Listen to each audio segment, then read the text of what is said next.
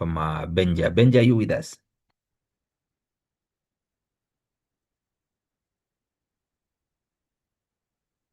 Good evening, Benja.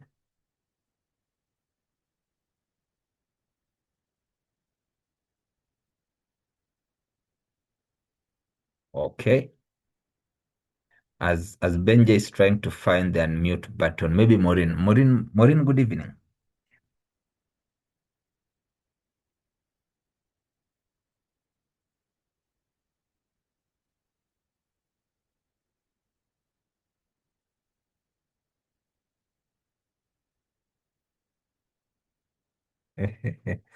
Maureen, we can't hear you.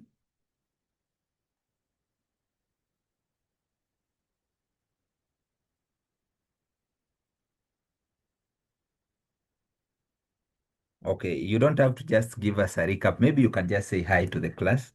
Let me allow 3, 4 people to just say hi to the class as one way to confirm that we are in attendance.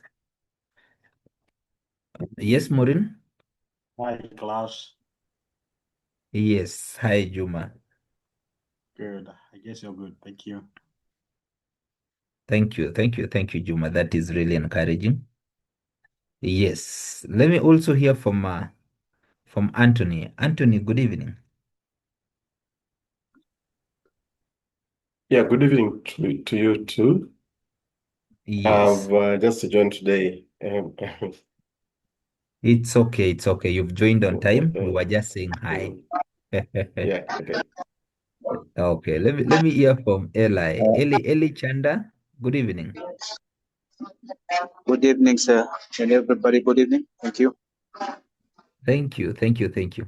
Now, because of the need to actually balance the gender as well, let me hear from I don't know whether Maureen you've rejoined. We've tried calling you a few times, you weren't around. Apart from Maureen, let me see. Do we have any other lady in the group? Hello. Yes. Good evening, Thomas. Good evening, sir. How are you, sir? I'm fine, thank you. I'm fine, thank you. My greeting to everyone. Thank Okay. Okay, then I think that in itself is a confirmation that I'm audible. As we continue, we'll continue to get acquainted with us. And I kindly encourage us. I kindly encourage us to participate because that is also one way to get to know where do I need to stress further, where do I need to elaborate further, or even bring different analogies that could help us understand this seminar on how to deal with senior leadership much more better.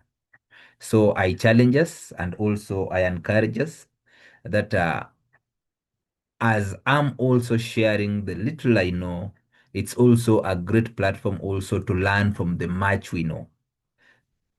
The practical examples that you'll be bringing from your different experiences, your different organizations could actually resonate with someone of us here who maybe is struggling with the same challenge when it comes to leadership. So I invite us all to actually participate in this discussion, that even as we continue to cover some of this critical aspect when it comes to leadership and management, all of us get to live here as more honed when it comes now to being impactful leaders. And because of that, I just uh, I just want to start with I don't know whether to pose it as a question because today I want us to look at to change our perspective. Let me just say to change our perspective a little bit and look at this topic from the perspective of how I don't want us to look at it from how can we make people work harder, but mostly from the perspective of how can we make actually work be impactful. We've had different work environments where you realize the supervisors, the human resource, the directors, the field officers are more intentional on ensuring that you show up to work. irrespective of whether the reason as to why you need to show up to work has been met or not. And I'm trying to look over an example. Let me use another example today. Let me try. I've already used an agricultural example before. Let me use a transport example. Yes. Look at a scenario. I want you to imagine a scenario where you are running a high value logistics company, and you have a number of trucks, let's say 10 trucks, and in your company, and you are running this logistics company. And you, as the company head, if you track actually the activities of the workers, you realize that the trucks are moving daily. You realize that the drivers are always working, even with the truckers that you've put in your trucks. You realize the drivers are always working because the trucks are moving daily. The fuel is being actually consumed as intended. And the deliveries, you realize they're attempting to make them. But at the end of the first quarter, let me call it the first quarter or the first month. Now, while you are assessing for the impact, you realize customers are complaining. The revenue is somehow inconsistent.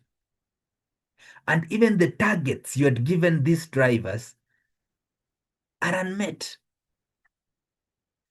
And you realize as much as you are tracking the activities, you are still far from meeting your objective.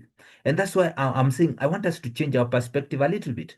Because most organizations, we in places of senior leadership, oftenly we tend to track the activities more than we need to track the objective. It's like being a teacher. And every day you are tracking the attendance of the students. Are the students in attendance? Yes. What time do they report? They reported at 8. What time did they leave? They left at 5. And you get to realize the attendance, which is the activity, every day is as per the par. But then when it comes to the performance, which is now the examination score, the students are still performing poorly. And this within itself, it raises a certain alarm. That does activity equate to performance?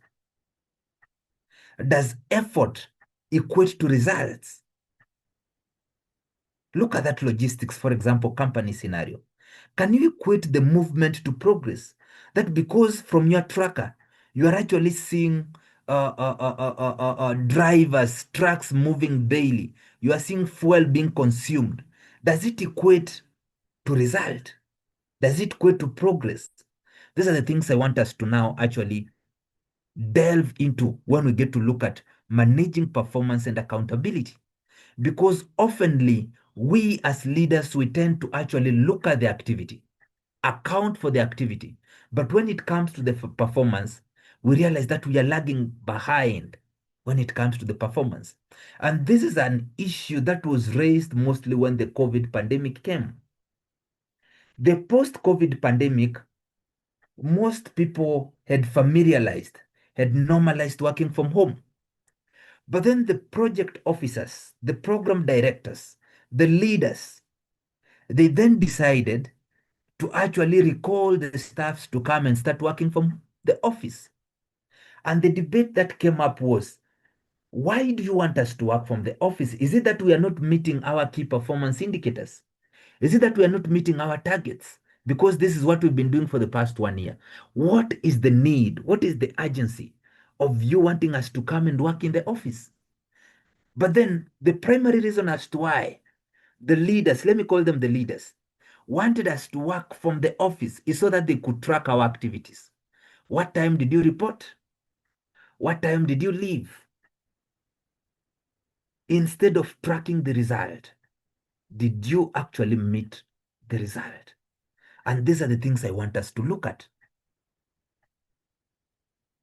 I want us to just, for a minute, just pause and reflect on that. For this logistics company to not meet its objective, is the problem the activity, or is the problem the effort? What could be the problem? Just put yourself in that scenario. Reflect on it and tell me. There's a movement, the trucks are moving daily, the fuel is being consumed, and the drivers are always working. But at the end of the month or of the quarter, you realize the customers are complaining.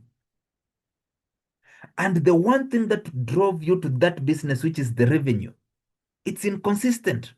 They're not meeting their targets. What do you think could be the gap? What could be the issue? You are the leader. You are the manager. You are the strategic leader in that organization. What do you think could have been the problem in such a scenario?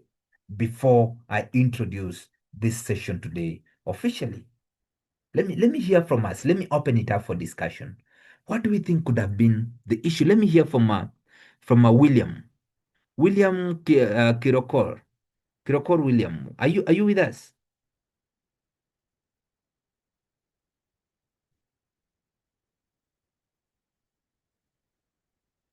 Yes, William. You haven't unmuted yet, so we can't hear you.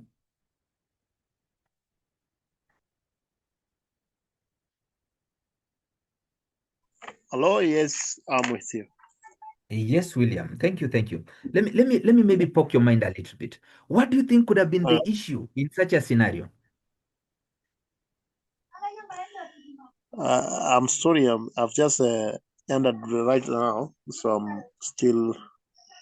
It's good that I'm actually not conversant with what you've been saying. It's So okay. I'm sorry. It's okay, William. Yeah. It's okay, William. Volunteer one of us to help you. Maybe you can just go ahead and volunteer one of us to help you. Hello. Yes. No.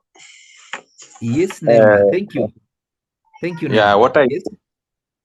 what I could say is that due to the purpose of the Nini, what I could say is that most of the employees or the maybe you are a team leader and you maybe your team under you, maybe those maybe operations clerk, maybe they come late at work when the operation is still going is ongoing, okay? And maybe when you report to work late, maybe you are in the field there and maybe they are loading or doing some operations.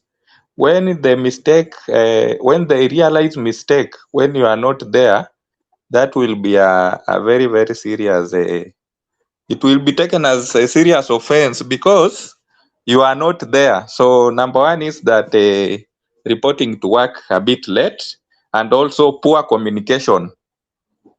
Because when you are out there in the field, when you find a problem and you don't report it to your team leader or you don't raise it, it becomes a challenge, okay?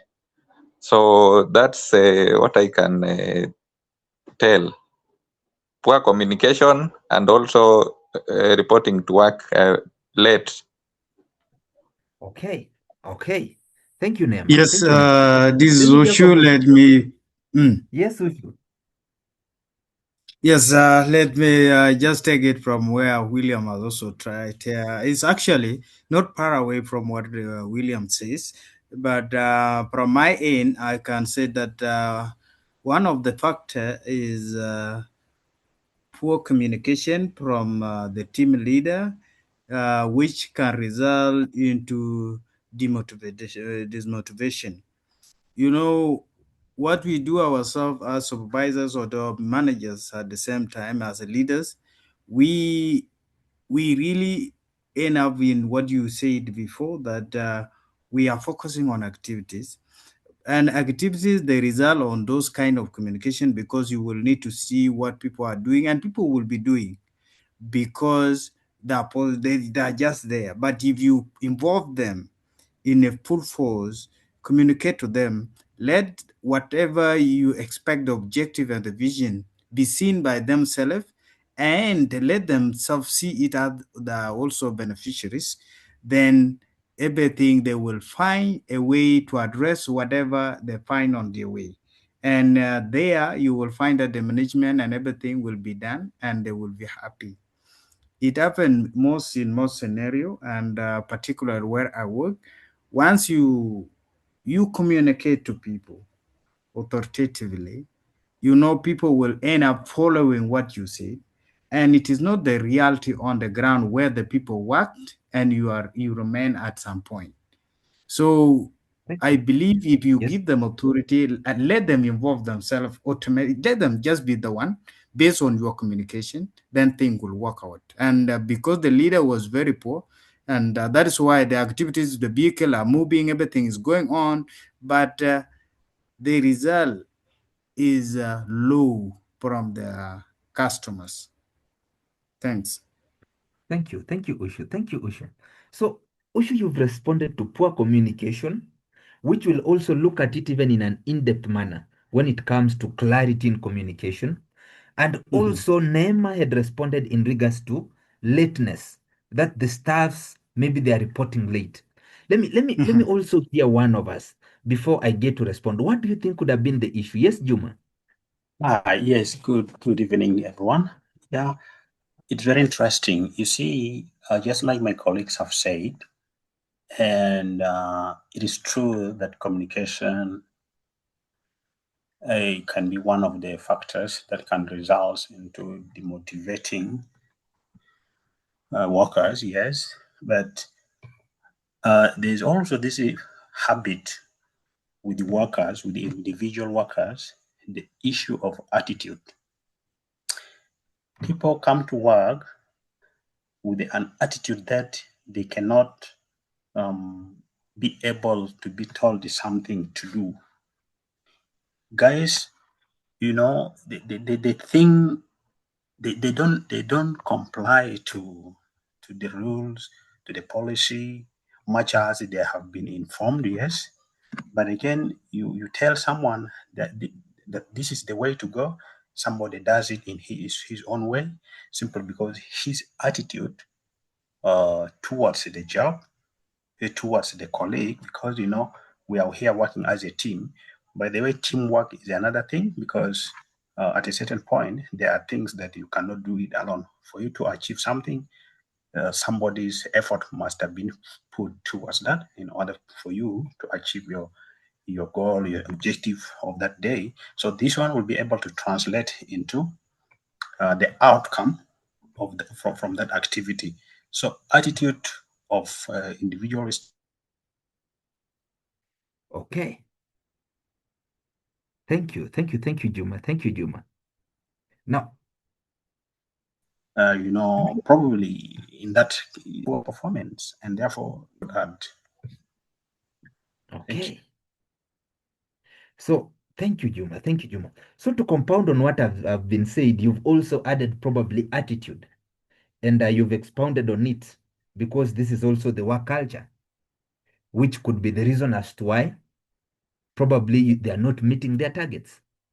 And we are building up on something. I see, Thomas, you want to say something before I conclude? Yeah, yeah, I wanted Yes, to add Thomas. something. Yes, Yes. based on the scenario that you have given, and also adding to the team members, one of the issue that can address is the issue of the responsibility.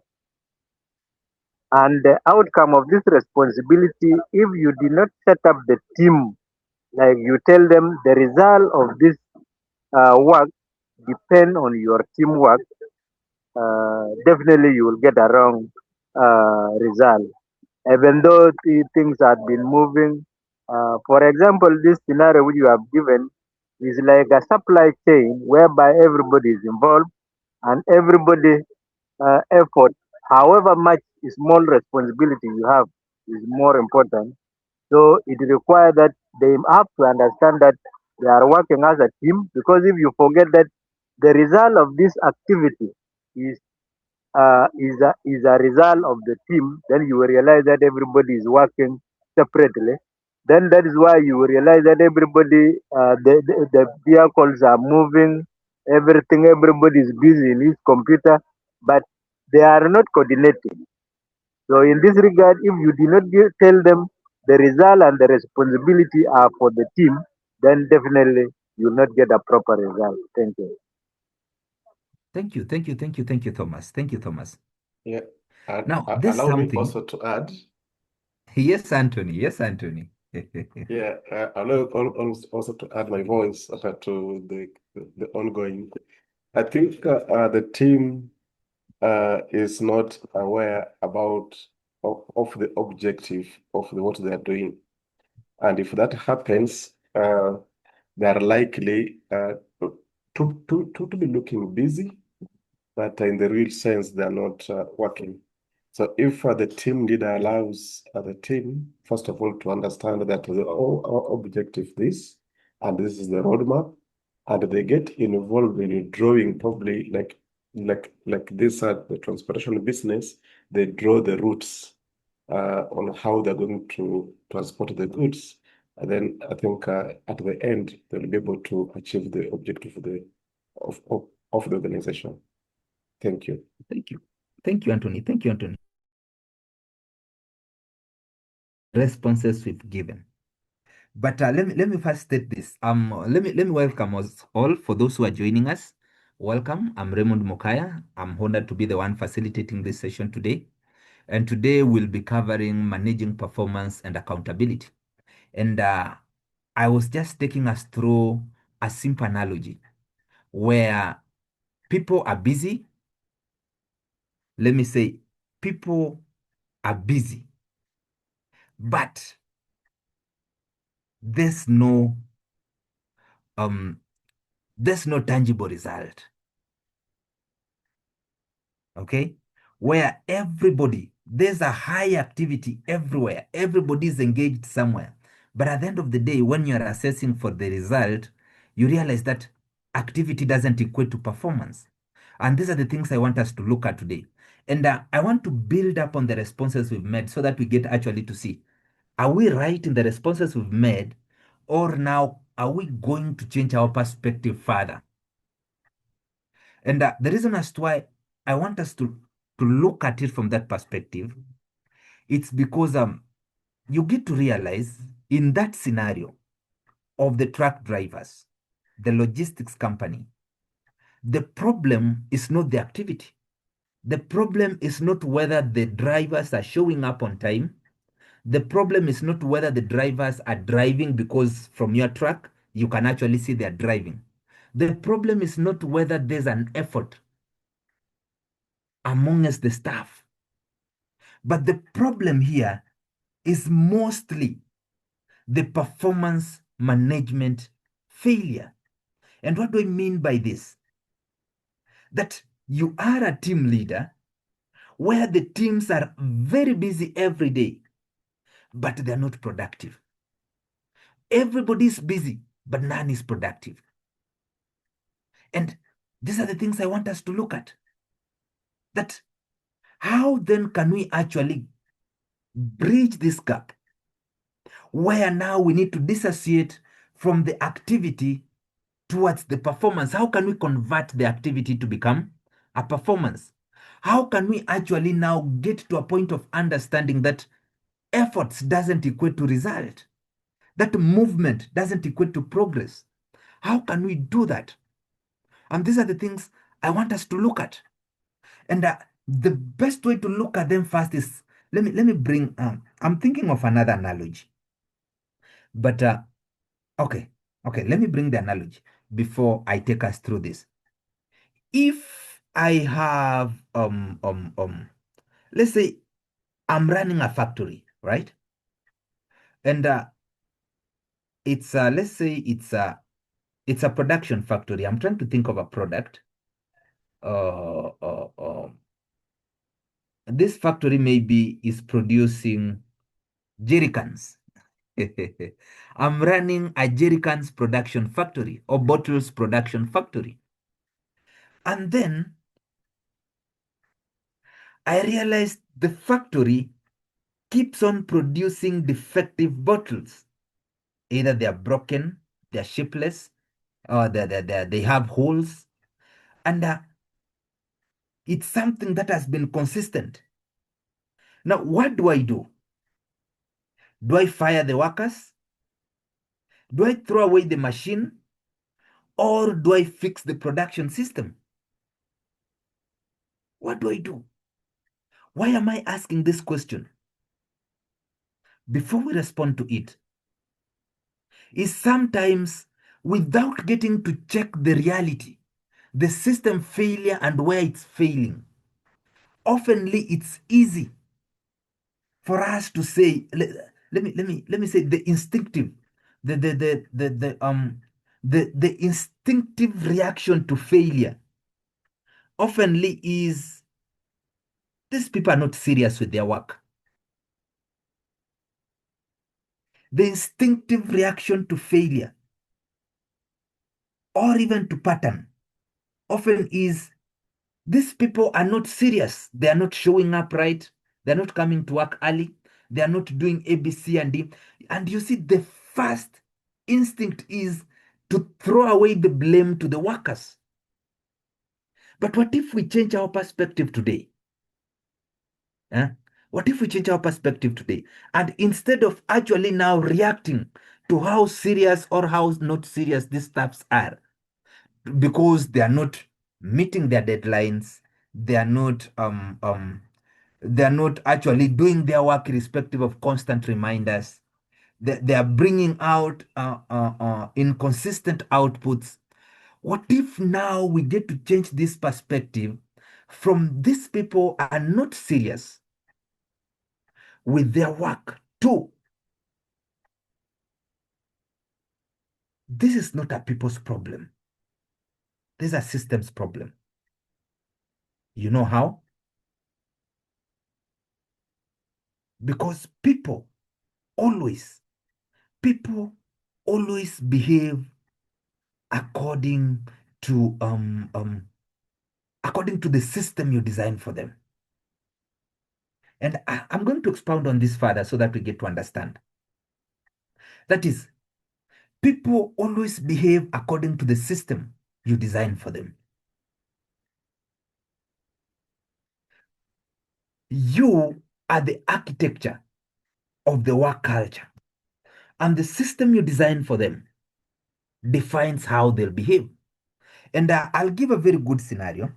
If, for example, right now I tell my subordinate that kindly, let's say tomorrow we have an activity which is a stakeholders meeting, and then I call the PA, my personal assistant, or the secretary. I tell the secretary, kindly call those 20 people, call those 20 stakeholders, inform them of tomorrow's meeting, get their feedback, and by tomorrow, or let's say by the end of today, bring a list of the stakeholders who will be in attendance tomorrow. Kindly call these 20 stakeholders, get their feedback, inform them or remind them of tomorrow's meeting, and kindly present me or bring me a report or a list of the stakeholders who will be in attendance in the meeting tomorrow by today at 3 p.m. And someone else says, call the stakeholders and tell them there's a meeting tomorrow. Would you expect the same result from these two different orders?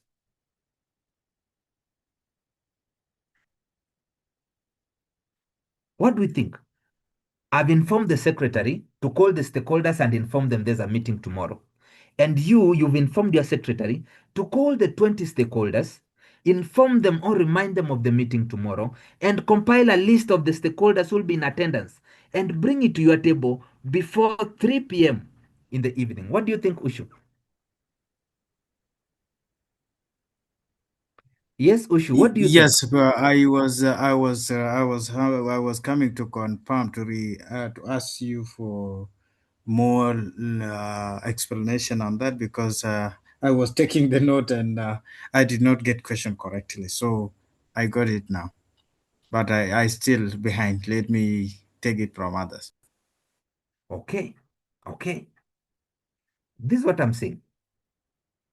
I have a stakeholders meeting tomorrow. And you two also have a stakeholders meeting tomorrow.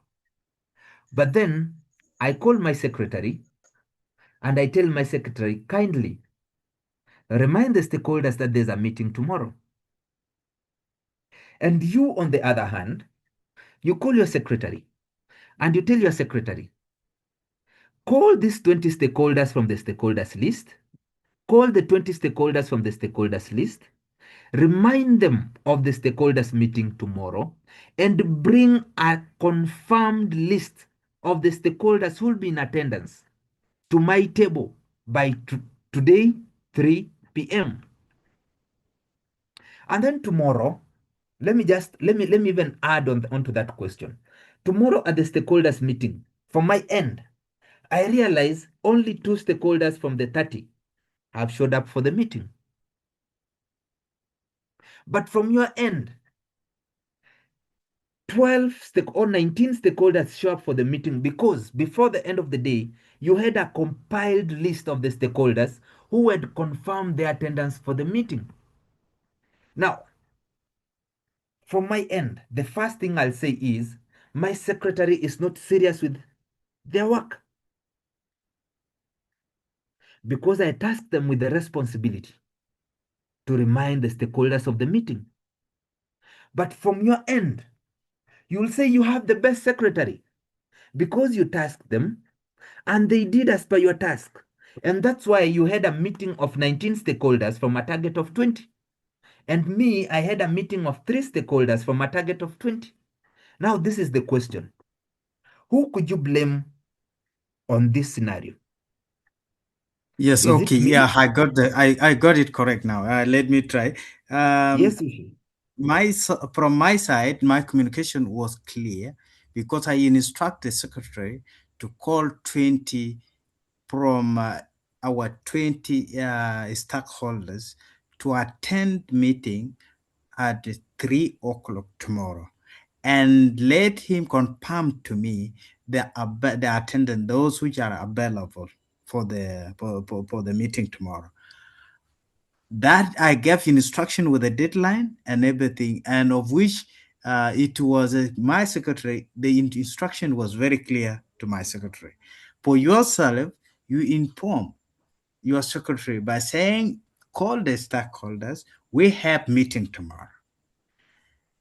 Now you did not clarify to check how many which have which are available for tomorrow meeting, and what is the time frame for the meeting. So that is the inconsistent between you and your secretary. Now the blame will be yours because the communication was not clear. Thank you. Thank you, Ushu. Thank you, Ushu. What do you think? Let's say, even sometimes I might have not said call the stakeholders. I could have said follow up on the stakeholders. Now, Ushu has said the problem might have been from my end, but I could justify it and say I informed the secretary to follow up on the stakeholders. So it's my secretary who was not serious with her job or his job because they didn't follow up on the stakeholders. And probably from the secretary's end, they'll say, actually, because you gave me that task late, I left here even 1 hour past the required time to leave the office, reaching out to every stakeholder one by one, and I informed them that there's a meeting tomorrow. So it's not me to blame as to why the stakeholders didn't show up for the meeting. I did exactly what you asked me. I called them and I informed them of the meeting tomorrow. But from your side is you called them, the secretary called them, informed them, and took a feedback from them about their attendance and compiled the report of how many stakeholders will be in attendance. So if I give you a phone call and I tell you, hello, Raymond, there's a stakeholders meeting tomorrow.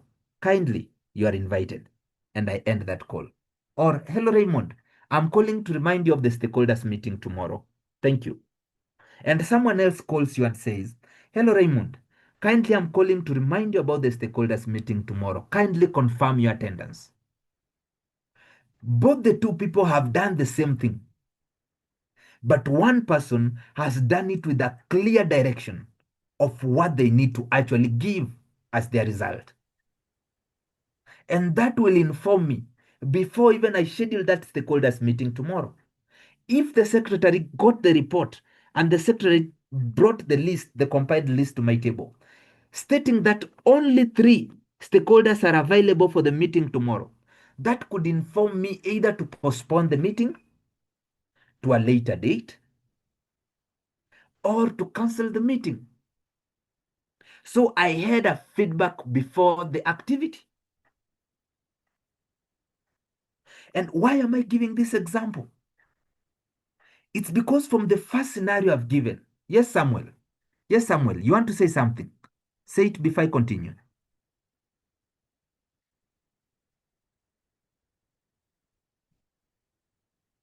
Yes, Samuel? Okay. Okay. Samuel, you've muted again. Edward, you wanted to say something? Oh, yes. Thank you so very much for the opportunity. Yeah. Good evening. Good evening. Yeah. To the point, I'm following up on that, as you have said, these two people. I am looking at it in this context of communication. There is a lapse. There is a communication lapse, half-baked, if I may put it for the lack of a better word. And it also reminds me of the communication skills, okay? As in, I'm reminded of the 7 C's of communication. Number 1, you have to be clear, clarity. Yep. 2, concise. 3, congruent. 4, consistent or something. Yeah. Yeah. Yeah, just to mention but a few. Yeah. That congruent, there is that congruent aspect. Yeah. I mean, there was some missing gap in one of the communicators. Yeah. Thank you so much, sir. My contribution. Thank you, Don. Thank you, Don. Thank you, Don. Now, you see, that's why I was saying we change our perspective. You see, now we want to change our diagnosis of a problem. Yes, Borisaria. Borisaria, you want to say something? Thank you very much for the presentation. I just wanted to add on what my colleague has said. During the mobilization for the stakeholders, I think the communication was halfway done. You gave the information, but you did not get the feedback from the proposed stakeholders. As that you get to know, you bring the feedback, knowing exactly what will happen for the meeting. You have given a communication, yes, maybe it is got already, but you have not gotten the feedback. Is that person in position to attend? 1. 2, maybe it should be like a short notice to the participant. He had already a fixed plan somewhere. If you had gotten the feedback, it would have adjusted you to know whether the meeting will take place or not. Thank you. Thank you. Thank you. That is very true. And are you seeing something happening here right now? We are starting to change our perspective from diagnosing the people to diagnosing the system first. That is, the secretary is the person. Instead of going to our first reaction, which is the secretary is not serious, did I actually communicate to the secretary right? Is the system, after the communication, the system, the standard operational procedure, did it require the secretary to give me a feedback before we conclude on our planning for the stakeholders meeting? And these are the things I want us to talk about. This is the reality check. This is the reality check. And it's very important we get to understand that. It's very important to get to understand that, because now here is where now we get to compound it on the statement I'd pulled earlier, that that was it was people behave according to how the system dictates them to how the system is designed. And the moment we understand this, then now we can go to the next step. And the next step is that if the system then is the problem, how do you identify a problem in a system? Is first by getting to actually assess there's this thing, how do we call it? The recurring performance issue. Get to look at this issue. Is it recurring every now and then? Is it that every day the drivers are showing up, every day they are driving, but yet the clients keep on complaining?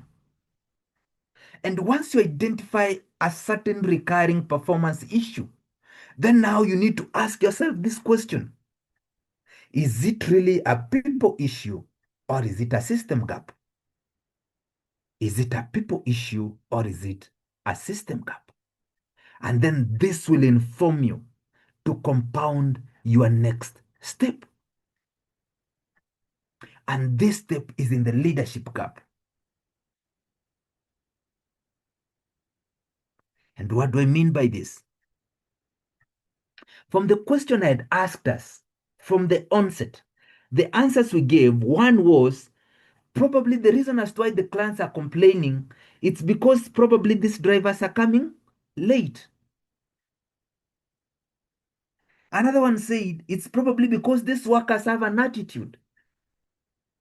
And you see, our first instinct is to manage the people. And that's where we fail the most. That we first work towards managing the people. The first instinct, if the meeting wasn't successful, is did the secretary call those people? Instead of managing the performance. Remember, the performance will guide you to make the right choice. Let me break it down. Sometimes it might sound a little complex the way I'm saying it. That is, instead of looking at the attendance, instead of looking at the behavior, that is the attitude. Instead of looking at the meetings, what if we start looking at the performance in terms of the outputs, the timelines, the quality, the results? What do I mean? Let me say it right. And even before I explain on these outputs, timelines, and results, you get to realize that you can have a very disciplined team. They show up on time, they leave on time, they're dressed up well for the code, but still have zero results. You realize that? But then when now you start managing the performance and you start looking at the output, what do I mean by the output? The output is not the activity, it's the immediate result of an activity. If I had tasked my secretary to call the stakeholders, what is the immediate result of that action, which is the calling? Is the response. And that compiled list will be the output of the calling. So if I start making decisions and assessing or managing the performance, then I'll move from managing the people to actually improving the result. First is the output. I'm scheduling for a meeting tomorrow. Call the stakeholders and inform them that there's a meeting. But what is the output? The output is give me a compiled list of the stakeholders who will confirm their attendance for the meeting tomorrow. That is the output. What is the timeline? Give me that list by today at 3 p.m. Compile that list and give me by tomorrow noon, because the meeting is next week. That is the timeline. So now you see what I'm managing is the performance. I'm not managing the people. And now this will further guide the result. If the secretary will say, I've called all the 50 stakeholders, 38 have confirmed to be in attendance. I've also sent them a follow-up invitation after the call as an email. Now, it means the results that I'll have, the output is the 38. The result will be now the resolution from the meeting. And that will also dictate on the quality of the meeting. If we were meeting to assess or address some problems the program is facing, let's say the program is working towards reducing gender-based violence in the example I used yesterday, and then you've realized the gender-based violence is increasing instead of reducing. You've called the 50 stakeholders. 43 stakeholders have showed up because you managed the performance. You took the outputs, you gave the timelines, and now you've had the meeting. From the meeting, from the 43 stakeholders, you've identified that the issue is you skipped some of the stakeholders who are the community, who are the parents, who are the people, the men in that community. And now you are assessing the quality. Did the meeting yield the result we wanted? Did we find solutions from the meeting, the stakeholders meeting? And were the solutions of quality? I want to believe there's a pattern I'm bringing here. That instead of first looking at the person, don't manage the people. And this is where most organizations fail. To an extent where they come up even with a punishment policy. That is, you show up 5 minutes late to work, you are deducted a certain amount of your salary. So everybody will show up on time. But at the end of the month, you realize there's no result. There's no tangible impact you can actually associate to them showing up on time.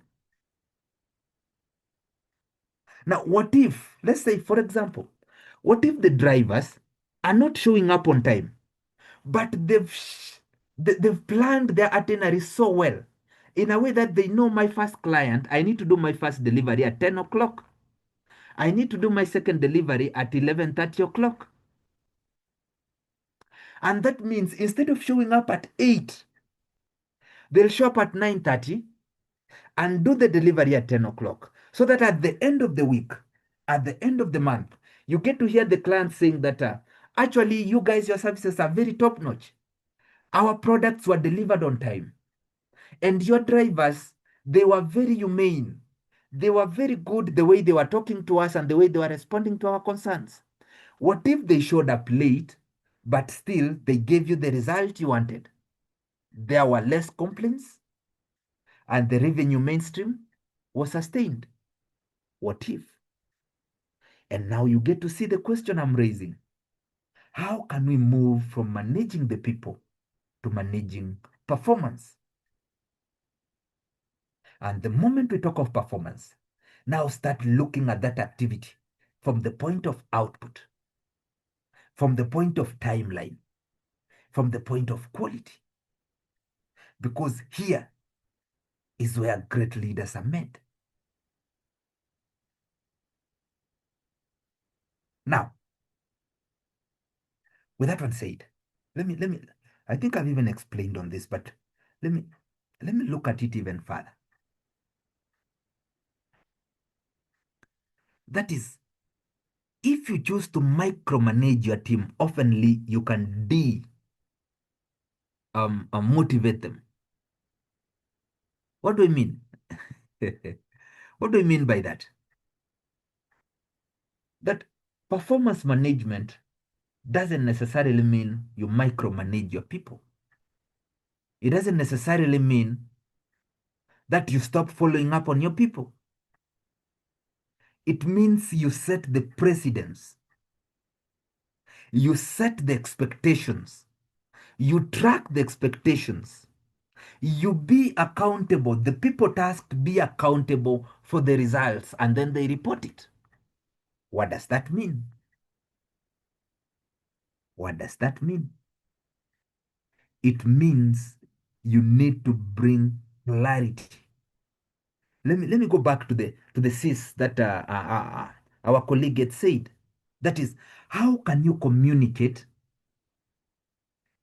By setting expectations, setting timelines and tracking those timelines, and ensuring accountability. Ask yourself at the end of the day, am I measuring the effort or am I measuring the result? Because the effort is they showed up on time. The effort is they've always been working. The effort is they've always been here in office. They left at the specific assigned time. But the question is, did they give you the result? I'm looking at a call center where people are showing up at 8 and leaving at 5. But at the end of the day, you realize they've only called 10 people for the whole 8 hours working time. And then you ask yourself, what could be the problem? So ask yourself this: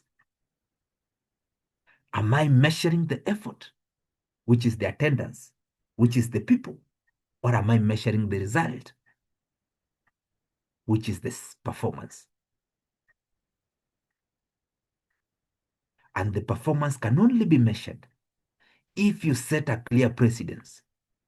That is, call the stakeholders, and don't just call the stakeholders, call the 50 stakeholders. 50 is the target. And call them. Calling is the activity. By this time, so call them and compile the report.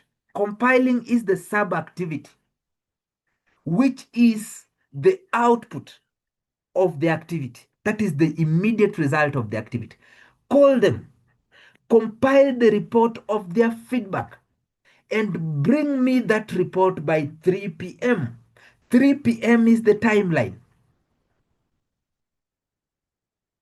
So that by 4 p.m., I do know that in the meeting where I'm expecting 50 stakeholders, 43 will come up. And I'll be accountable for planning for a meeting of 43 participants.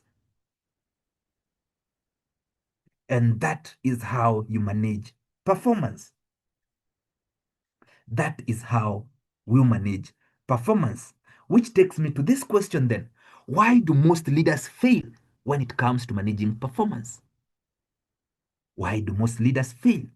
I want us to take this one very fast within 10 minutes before we conclude. Why do most leaders fail? Because I want us to delve deeper. Let's delve deeper into these failure points. Because when I say unclear expectations, we know. When I say no structure, well, we know. When I say no accountability, did you call them? What did they say? You see what I'm doing here? I'm going to the secretary after, on the day of the meeting, and I'm asking, did you call them? What did they say? You know you're not serious with this work. Is even I, as the leader, I'm not accountable to my actions. And the best way, let me think of a good analogy. It's like you tell a pilot to fly certain people to somewhere important. That is hello, you pilot, kindly fly these people to somewhere important. There's no destination, there's no coordinates, there's no timeline. And the question is, would I, at the end of the day, blame the pilot if they report a failure? If the clients report not satisfied with where they were flown to, who will I blame? Imagine you're a program officer in a program meant to empower the youth. And then the director comes to you and tells you, kindly improve on the youth's engagement. And that is their directive: improve on the youth's engagement. There's no performance indicator you need to monitor. There's no target. There's no reporting. So at the end of the day, how would you know that there's an impact on what you're doing? And these are the questions we ask ourselves. What instructions is it that you had given to this project officer? Can they say from their point that you gave a vague instruction? Because you are the system. You are the one who sets the work environment culture. What instruction did you give? These are the questions we need to ask ourselves as the leaders. Because this clarity is what forms expectations. And to compound on it,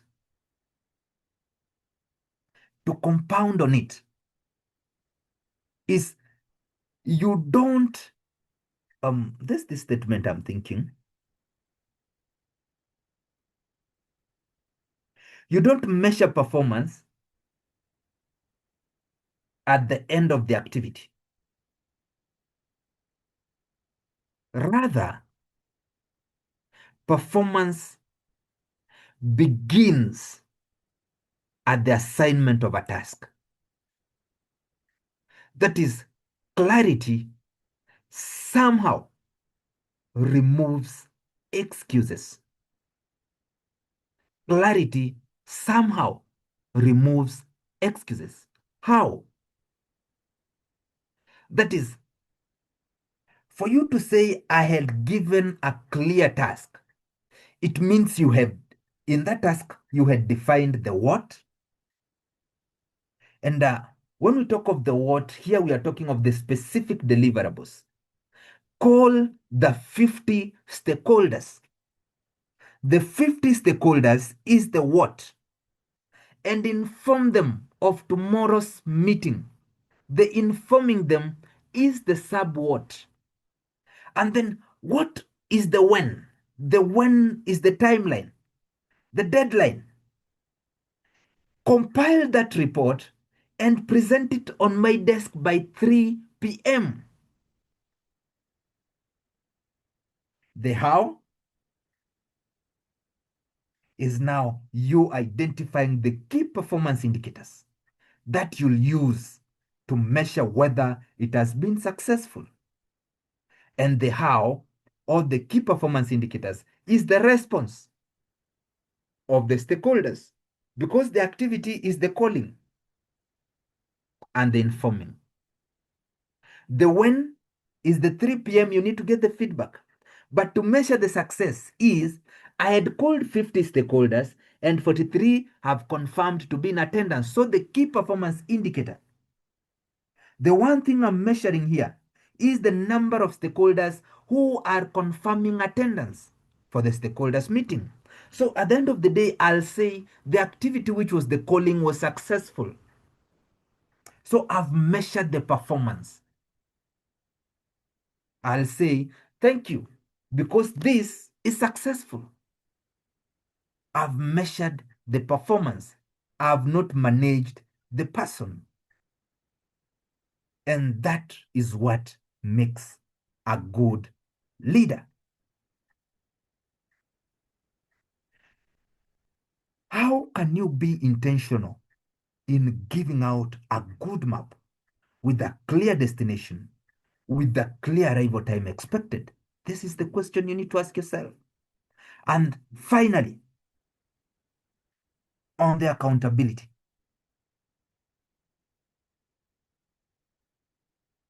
So if the secretary called these people and 43 have confirmed, and the director tomorrow, who's facilitating that stakeholders meeting, comes and realizes only 43 stakeholders have attended out of the 50 who are invited, I can own that result.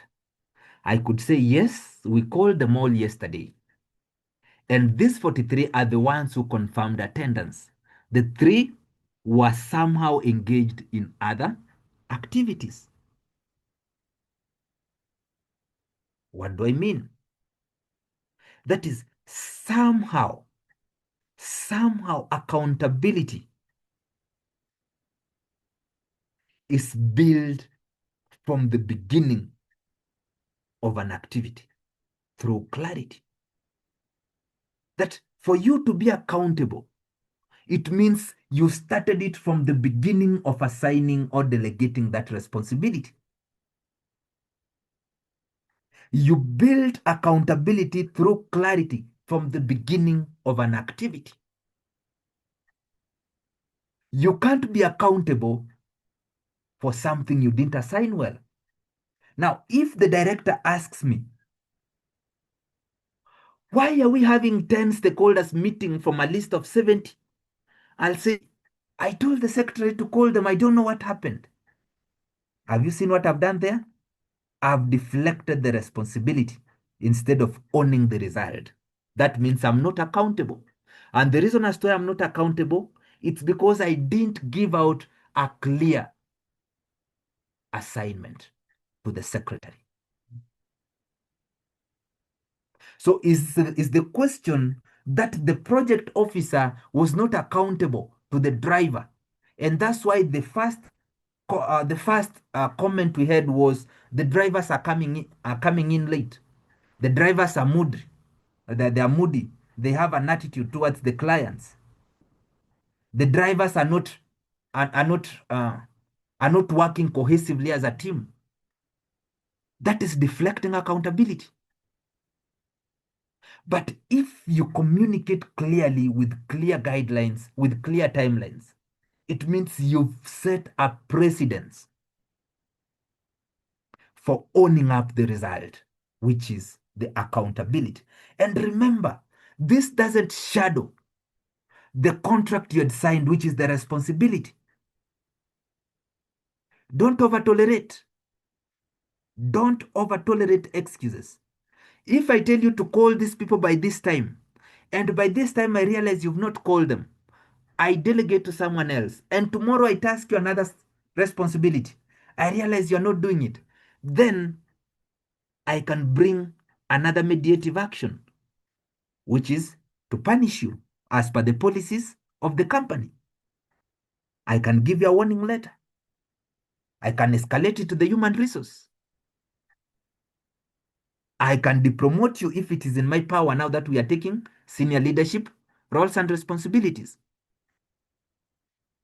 You've seen a team where the team leader today, tomorrow is depromoted, and then someone else is promoted to become the team leader. These are the things we are talking about. But most importantly, as you do this, there's one thing you need to avoid, and that is confrontation. Avoid confrontation. And as you avoid the confrontation, also, don't project comfort. That because I'm avoiding confrontation, I'm projecting comfort as a leader. I tasked you with this, you didn't do it. Now, if the director asks me, I'll say, well, I did my job. Here is evidence. I tasked them. I sent them the reminder. They didn't do it. Avoid that. And the best way to do that is to hone the art of building a system that manages performance, but not the people. With that one said, do we have any question, any comment, or any concern? Yes, kindly. The recordings will be shared, both yesterday's recordings and today's recordings. Yesterday's recordings and today's recordings will be shared. So as we adjourn, the reason as to why you are giving out a timeline before I allow Mborisarie to bring out either a comment or a question is the reason as to why you are giving out a timeline is that you get feedbacks. It's so that you get to do a follow-up. You get to track the progress as per the target you had given. I tell you, call 200 beneficiaries of this program. So tomorrow I can ask, how many have you called? And the timeline is 3 days. I give you a task which is enroll 300 beneficiaries to this program. And I tell you, if you can manage to enroll 20 per day, it could be better. But if you have your own method where today you can enroll 50 and tomorrow you enroll 1, is at least I'll be following up on this system to see, are you meeting your objectives? I'll not be following up on you to ask you, did you arrive in time to enroll? Is how many people did you enroll? This is what I'm following up on, because I'm tracking the progress. And through tracking the progress, it's easy to identify a problem at an early stage so that you can mitigate it. it. Yes, Borisari, I see you've raised your hand. Kindly, within 3 minutes, we adjourn. Yes, go ahead. Well, thank you very much. You see, a short question regarding what we have just discussed now. In case a supervisor has given all the clear instructions to the subordinates for the activity to be done, the clear communications, and it is approved, maybe the subordinate accepts, but at the end, the performance is not done as planned. There's no clear feedback, or the the outcome has not been realized. In this scenario, what should we do? Is the subordinate liable for punishment, or another way out has to be taken? Thank you. Thank you. After the assignment, there's something we've said that once you task, then you need to follow up. Why are you following up? So that you can track progress. And this sets the precedence on the feedback you're going to give. Is it going to be constructive? Is it going to be professional? Is it going to be demotivating? What do I mean? I've told you these are the sales target we need to have achieved at the end of every week.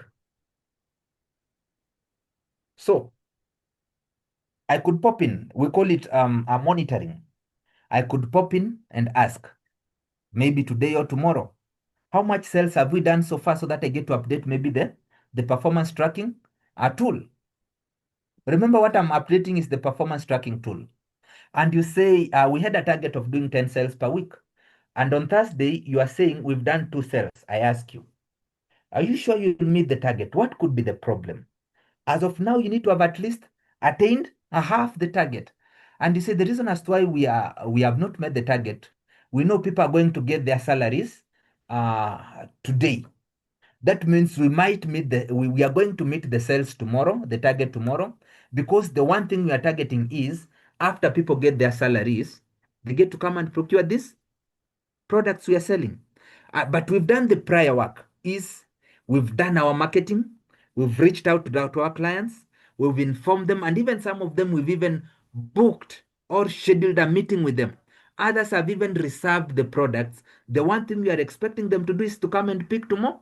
That means from the follow-up I've done, I can give out a constructive feedback that, well, you're doing a good job, and I'm really optimistic. I hope this strategy of yours is going to work. But if I tell you, you say, well, we are trying our best, but we don't know what the problem is, it means then I need to come up with a technical mitigation. How exactly can I help you so that you meet your target? That's why you need to do a follow-up through monitoring. And that could inform you in the feedback. And that's what we've said, identify that gap. And through monitoring, as you identify the gap, you address it immediately and you come up with different improvement plans. These are the mitigations. Sometimes you can dissolve a group and then you get to interchange different members from different groups so that they can learn from others, and as others are going to be helped with the well-performing groups, you can come up with a benchmarking program where group A could actually go to community B and benchmark on how they are doing, so that when they come back, they get to improve. This is now you coming up with different technical mitigations to ensure that now you are addressing that problem. But if you see the underperformance is persistent, then now you can dissolve the group as per now the policies of that company or that organization. But the one thing that we know for a fact is teams don't become productive by chance. Teams are led into performance by their leaders, as the leaders are the architecture of the work culture. I want to believe I've responded to you, Mborisari.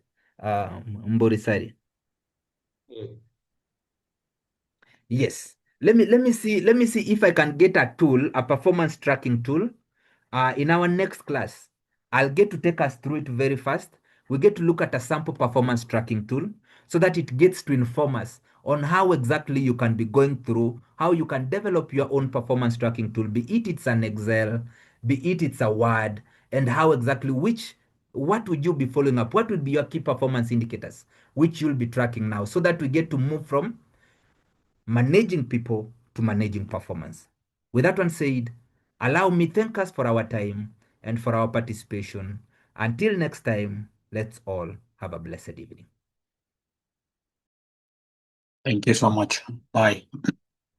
Thank you. Thank you, Maurice. Thank you very much, Thank you for Maurice. the presentation. Yes, Thank you. Thank you, bye-bye. Rasim.